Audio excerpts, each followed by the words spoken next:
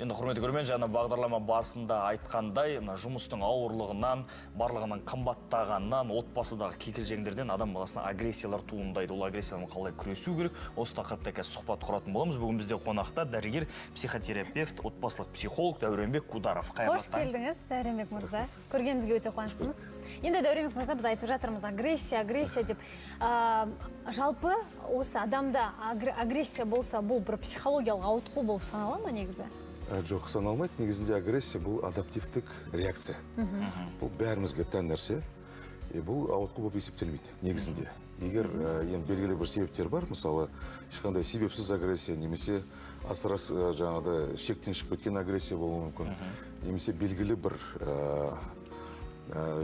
состоянияларда болған агрессиялар ауытқу болып есептелуі мүмкін. Оған психотерапияға жүгінуіміз мүмкін, бірақ жалпы алған кезде агрессия бұл норма. Айтыңызшы, қай шегі, қай жерге дейін жетеді? Қандай жағдайда норма дейміз, қандай жағдайда нормадан тыс деп айта аламыз? Агрессия негізі бұл адаптивтік реакция. Кішкентай кезімізден бала мысалы агрессия көрсетуі мүмкін. Жаңағыдай бұл өз-өзін қорғау үшін психологиялық қорғаныс ретінде, немесе бұл қажеттіліктерін өтеу үшін мысалы агрессия көрсетуі мүмкін. Ересек кезінде адам мысалы өзін ренжіген кезде, немесе қорланған состоянияда болса, ашуланған кезде агрессия көрсетуі мүмкін. Бұл адаптивтік реакция. Енді асыра сілтеп үлкен бір дәрежеде жаңағыдай қатты көрсеткен агрессия, немесе себепсіз көрсеткен агрессиялар, олар уже жаңағыдай ауытқу болып есептелуі мүмкін. Біз жаңа айтып жатырмыз, онда қымбатшылық деп жатырмыз, жұмыстың қиындығы, отбасы, бұның барлығы негізі статистика бойынша алынған дүниелер екенде, қазіргі таңда осы агрессияға ұшырайтын адамдар көбейген. Олар оны алдын алу үшін не істеу керек, қалай күресу керек? Бұл енді адамның жеке тұлғаның өзінің бір даму процесі деп есептейміз. Адам өзіне сұрақ қою керек. Не мені мазалап тұр, неге мен ашуланып жатырмын? Қандай бір жайсыздық бар, оның себептерін зерттеу керек. Әр адам өзіне сұрақ қою керек. Мен қандаймын? Мысалы, неге мен әлсіз болып сезінемін өзімді? Неге мен ренжіп жатырмын мысалы? Ашулану бұл негізі біздің реакция на боль дейміз. Мысалы, бір ауыртатын бір нәрсеге берген реакциямыз ашу туғызады. Мысалы, мен бір ауыртатын реакциялар физикалық түрде болады, психологиялық түрде болады. Мысалы, адам өзін керек емес, жаман сезінсе, бұл да ауыртатын нәрсе, және бұған берген реакция ашу болады. Ашу кейіннен агрессияға айналуы мүмкін. Сондықтан адам осындай кезде өзіне сұрақ қою керек. Не мені ашуландырып жатыр? Неге мен өзімді жаман сезініп жатырмын? Өзіне сол саналы түрде жаңағыдай баға беретін болса, түсінетін болса, зерттейтін болса, ол агрессиядан арылуы мүмкін.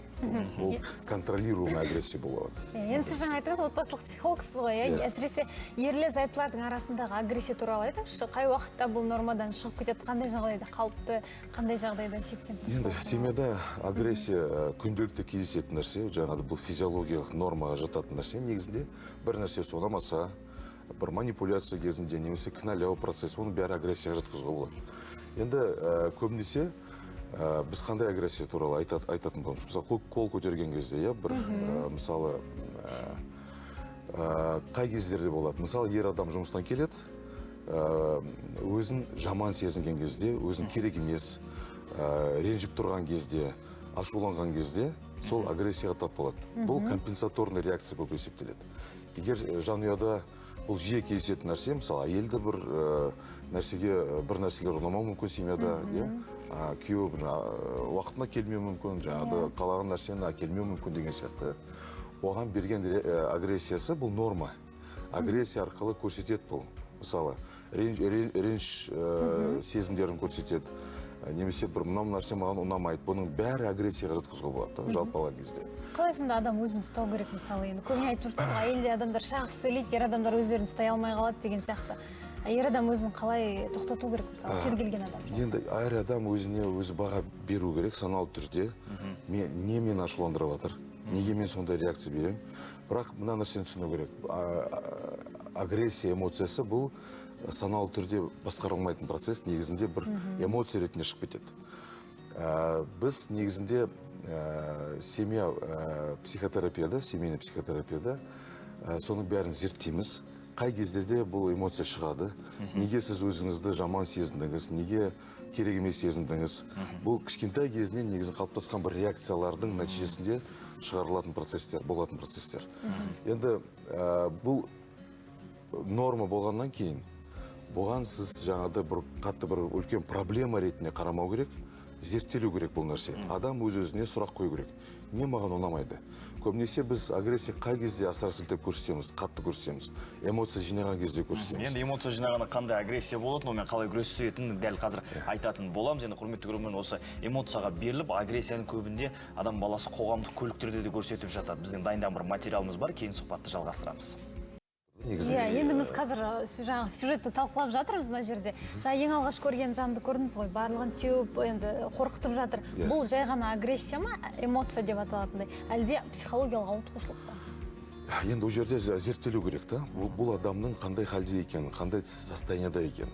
Мысалы, үлкен бір реніш бар, үлкен бір әділетсіздікке түскен адам болатын болса, бұл агрессия көрсету әбден мүмкін да. Бұны зерттелу керек. Ол міндетті түрде психологияға ауытқу деп айта алмаймыз. Бірақ оның себептерін зерттесек, сол жерде түсінуге болады. Жалпы ішіндегі бір ескі қалған жаңағы жан ауыртпашылығымен агрессия туа береді кез келген ситуацияда. Иә, бұл сондай агрессия ретінде шығады. Бірінші ашу болады, содан кейін ашудың шығарған түрі бұл агрессия түрінде шығарады. Бірақ бұл жерде айта кету керек. Бұл қол көтеретін адамдар. Бұл бір жерден бұны үйренген. Бұл үйреншікті бір реакция ретінде қалыптасады адамда.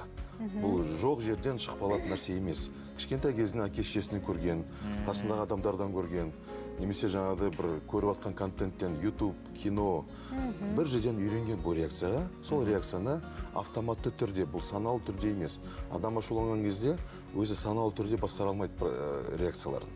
Сол кезде ашу келген кезде ми жұмыс істемей қалады. Жаңа автоматтық реакция түсіп қалады да, қол көтере бастайды, кейін өкінеді оған, кейін айтады, я, мен мойындауым мүмкін, дұрыс емес дедім, бірақ дәл сол кезде өзін жаңағыдай мен әділетсіздікке түстім, мен ренжіп жатырмын, мен қорланып жатырмын деген состояние болса, бұл компенсация жасайды соған. Бұл адаптационный реакция ретінде қабылдауымыз керек. Сонда бала кезінен бастап оған жаңағындай көрсетпеу керек. Және балада агрессия болып жатса, оны қалай қабылдау керек, қалай сөйлесу керек? Жалпы кез келген адамның көрсеткен агрессиясы бұл өзіне тартқан көңілі. Маған внимание керек, менің проблемам бар, маған көмек керек деп тұрған состояниесі негізінде. Бала да сондай, үлкен кісі де сондай. Егер адам мысалы төбелесіп жатса, немесе бала жылап бір агрессия көрсетіп жатса, бұл не деген сөз?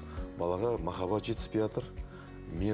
Маған жаным ауруы бар, маған жаңағыдай ауыртпашылық көмек керек, мне больно деген әңгіме да бұл жерде. Енді айтыңызшы, жаңа мысалы қоғамдық көлікке кірдік, қазір көп адамдар біліп отыр. Кірген кезде егер де өзге адам тарапынан бір агрессия болса, білмеймін енді, әртүрлі жағдайлар бар. Біреу итеріп қалуы мүмкін, әдейі жасауы мүмкін. Соның бәрін көргенде адам бірінші қандай әрекет жасау керек? Енді біріншіден жаңағыдай дұрыс қоғамда кешірім сұрау керек. Егер байқамай бірдеме істеп болса, итеріп қалса, сол жерде мойындау керек. Егер біреу агрессияны көрсетіп жатса, оған провокация жасамау керек. Кетіп қалу керек. Кетіп қалу керек, игнор жасау керек. Кешірім сұрай салу керек. Себебі агрессияға агрессиямен жауап берсе, агрессия азаймайды одан. Ол одан сайын көбейе беретін нәрсе. Сондықтан бұл жерде ең бірінші жол, сол жерде жаңағыдай агрессияға агрессиямен жауап бермеу, сабырлықпен жауап беріп, кешірім сұрап, сол адамның жағдайын түсінсе, ол керемет нәрсе болады. Тамаша, сізге алғыс білдіреміз, уақыт бөліп келгеніңізге, еңбегіңіз жемісті болсын. Рахмет. Құрметті көрермен, дәл қазір шағын ғана үзіліс.